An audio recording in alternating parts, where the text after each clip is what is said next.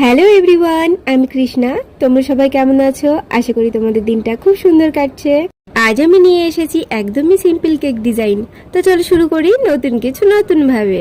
এটা কোনো অর্ডারের কেক ছিল না, আসলে কেকের বিজনেস আমি নতুন শুরু করেছি, তাই ভেবেছিলাম আমাদের বাড়ির ছোট্ট টি পার্টিতে ফ্যামিলির সবাইকে টেস্ট করানোর জন্য কেক বানাবো।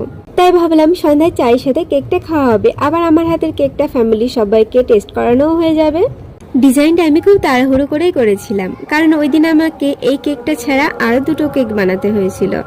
একটা বার্থডে কেক অর্ডার ছিল আর একটা পেস্ট্রি অর্ডার ছিল। তাই ফ্যামিলির জন্য বলেই খুব সিম্পল করে বানিয়েছিলাম, যাতে খুব তাড়াতাড়ি কমপ্লিট হয়ে যায়। আমার কাছে কেক শুধু কেক না, এটা ভালোবাসা, কারণ আমার কাছেও কেক খেতে খুবই ভালো লাগে। আর যখন দেখি আমার হাতের কেক ফ্যামিলি বা কাস্টমাররা খেয়ে খুশি হয়েছে, তখন মনে হয় এই পরিশ্রম, এই রাত জায়গা সবকিছুই সার্থক। কেকটা আমি বাটারস্কচ ফ্লেভারে বানিয়েছিলাম, কারণ পার্সোনালি এই ফ্লেভারটা খেতে আমার খুব ভালো লাগে। আলাদা একটা মিষ্টি ঘ্রাণ থাকে যে মনটা খুশি করে দেয়। তোমাদের এই ফ্লেভারটা কার কার ভালো লাগে অবশ্যই কমেন্ট করে জানিও। কেকটা ভালো করে ক্রিম দিয়ে কভার করেছি, তার উপরে ইয়েলো গ্লেজ দিয়ে চকলেট দিয়ে সুন্দর স্পাইডার নেট ডিজাইন করেছি।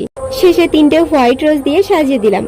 দেখো কত সিম্পল একটা কেক ডিজাইন, কিন্তু দেখতে কত সুন্দর আর ফ্রেশ লাগছে, তাই না?